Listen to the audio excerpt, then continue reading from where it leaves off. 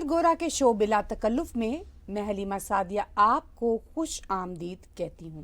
تو چلیے اب ہم آتے ہیں بھارت کی طرف۔ بھارت میں جوں الیکشن کا عمل شروع ہو رہا ہے، قریب ہو رہا ہے، ویسے ویسٹرن میڈیا نے تنقید کی چھریاں تیز کر لی ہیں۔ ایسا کیوں ہے؟ ویسٹ کیوں بھارت کے اوپر اتنی تنقید کر رہا ہے؟ دیکھیے، جو ویسٹرن ورلڈ کے لیڈرز ہیں وہ تو بھارت کے ساتھ آلموسٹ آن بورڈ ہیں، اور پرائم منسٹر نریندر مودی کی عزت فرانس کے بھی پریزیڈنٹ بہت کرتے ہیں، امریکی پریزیڈنٹ جو بائیڈن بھی بہت کرتے ہیں، سارا ویسٹ کرتا ہے۔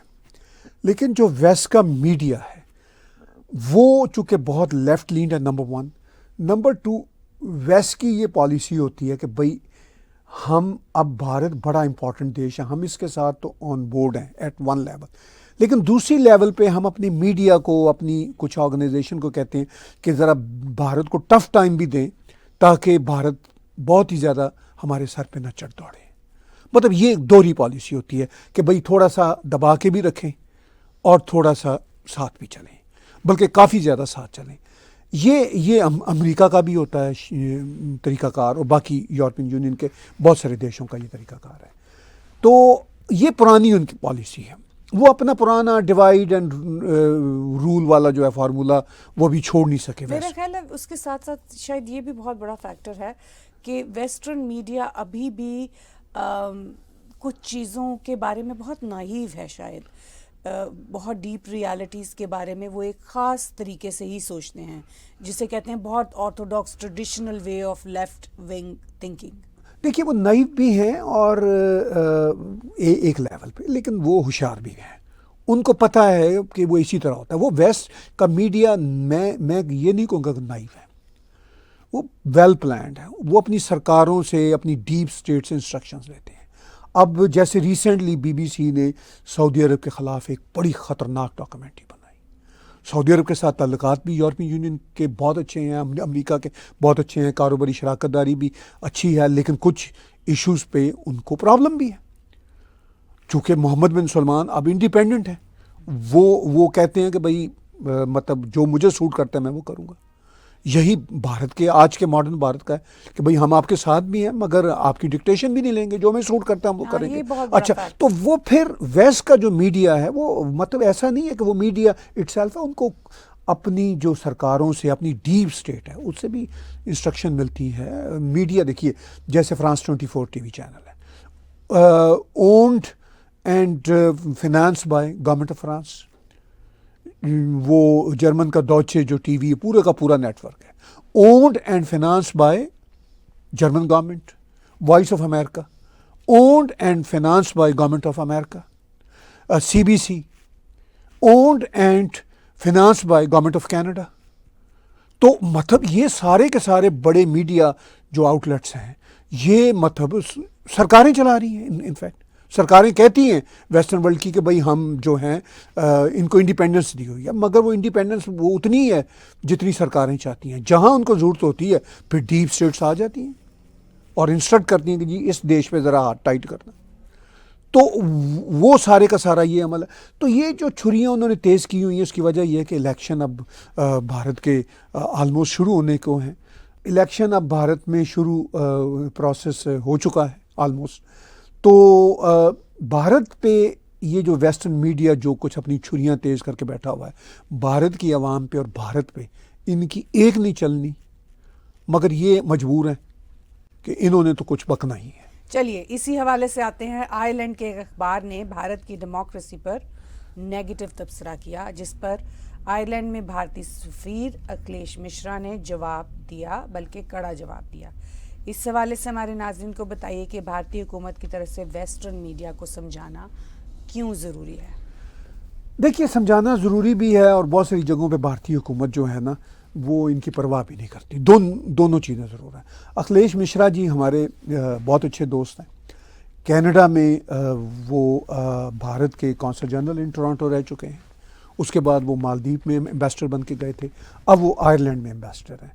بہت ہی پڑھے لکھے، سمجھدار انسان ہیں، بہت اچھی لٹریری پرسنالٹی ہیں، انٹرنیشنل افیئرس پہ ان کی گہری نظر ہے۔ تو انہوں نے جو آئرش ٹائمز نے ایک آرٹیکل لکھا جس میں بڑی انہوں نے ظاہر ہے وہی جو ابھی ہم پیچھے بات کر رہے تھے ویسٹرن میڈیا کا جو ایک سٹائل بنا ہوا ہے گھٹیا باتیں کی کہ جی بھارت میں ڈیموکریسی کو خطرہ ہے. یہی آج کل ویسٹ کی لائن ہے جو کیونکہ الیکشن ہے. اچھا اس کی کوئی جیسے میں نے ابھی پیچھے کہا کوئی بھارت پہ اثر نہیں پڑنے والا. مطلب بھارت کی عوام تو بی بی سی کو لفٹ نہیں کراتی. اب آئرش ٹائمز کو کون لفٹ کرائے گا؟ وہ تو وہاں پہ پہنچتا بھی نہیں ہے. وہ مطلب نو one cares about Irish Times. لیکن چونکہ آئرلینڈ میں بھارت کے سفیر اکھلیش مشرا جی اور وہ سینسٹیو ہیں ان ایشوز پہ تو انہوں نے ان کو ایک لکھا خط. مجھے یاد ہے جب وہ کینیڈا میں ٹورانٹو میں کونسل جنرل ہوا کرتے تھے تو ٹورانٹو اسٹار اور اس طرح کے اخبارات بھی بھارت کے خلاف لکھتے رہتے تھے. تو انہوں نے ایک دو بار بڑا اچھا خط یہاں پہ بھی لکھا اور ان کو سمجھایا یہ جو ویسٹرن میڈیا اس وقت کینیڈین میڈیا آؤٹلیٹ کو بتایا کہ بھئی آپ ہمارے بارے میں ایک اسٹیریو ٹائپ غلط سا کیوں رکھتے ہیں, کیوں آپ ہمارے خلاف باتیں کرتے رہتے ہیں. تو یہ ان کا فرض تھا as a council general of India. تو اب as an ambassador of India to Ireland انہوں نے اپنی یہ ذمہ داری محسوس کی کہ بھئی میں بھلے سے آئرش ٹائمز کو نو ون کیئرز ان انڈیا, لیکن وہ چونکہ آئرلینڈ میں ایمبیسیڈر ہیں تو انہوں نے سوچا کہ ایک دفعہ میں ان کو ذرا کڑا سا جواب دوں. انہوں نے کڑا سا جواب دیا اور بہت اچھا جواب دیا. انہوں نے کہا بھئی بات یہ ہے کہ یہ کیسے آپ کہتے ہیں کہ پرائم منسٹر نریندر مودی کو سارٹ آف, چونکہ اس نیوز پیپر نے لکھا کہ سارٹ آف ڈکٹیٹوریل شپ ہے اور وہ ڈیموکریسی کو نقصان پہنچا رہے ہیں, بہت برا حال کر رہے ہیں. تو انہوں نے کہا how dare you talk like that. Akhilesh Mishra جی نے لکھا, انہوں نے کہا prime minister Narendra Modi enjoys unprecedented popularity. اور وہ ٹھیک ہے انہوں نے کہا پھر انہوں نے اپنے یہ میرے سامنے ان کا خط پڑا ہوا ہے جو انہوں نے آئرلینڈ کے اخبار کو لکھا. انہوں نے کہا کہ stereo type description of India as 80% Hindu majority nation is quite misleading because Hinduism is inherently inclusive and fundamentally pluralistic since centuries. ٹھیک ہے. اب وہ مطلب اب یہ جو ویسٹرن میڈیا ہے ان کو ایک تو نا ایک دم سے ہندوازم سے پرابلم شروع ہو گیا 2014 آنورڈ سے جب سے پرائم منسٹر نریندر مودی آئے. ورنہ ان کے لیے ہماری ویسٹرن ورلڈ میں ہندوازم جو تھا بڑا کول ریلیجن ہوتا تھا. ایک دم سے ان کو نا ان کے پیٹ میں مروڑ اٹھنا شروع ہوئے کیونکہ کچھ لیفٹ لین کے انٹرنیشنل فنانسر ہیں وہ پیسہ لگاتے ہیں پھینکتے ہیں جرنلسٹوں کو. انہوں نے کہا کہ بھئی یہ مودی کے خلاف ہو جائیں کیونکہ ان کو یہ سمجھ آ گئی تھی کہ prime minister Modi populous leader نہیں ہے, in fact he is popular leader اور یہ بہت پاپولر ہے.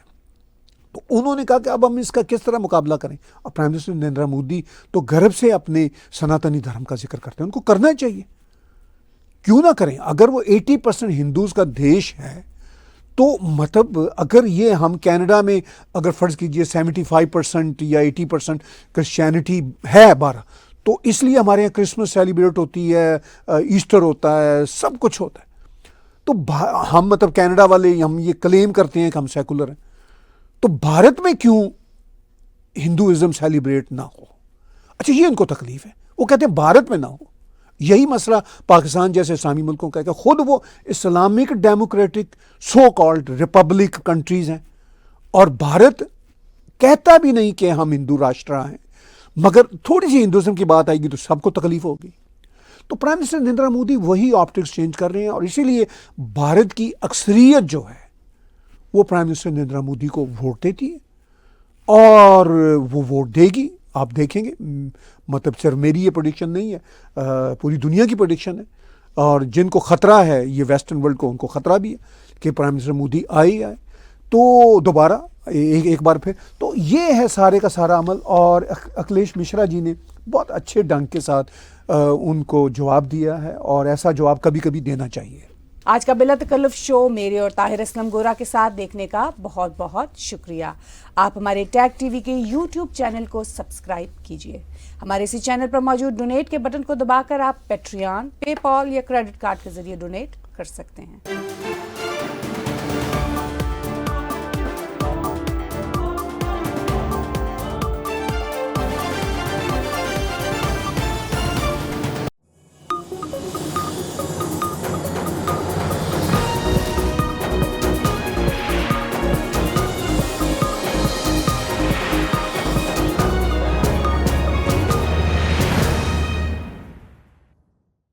subscribe Tag TV YouTube channel and press the notification button.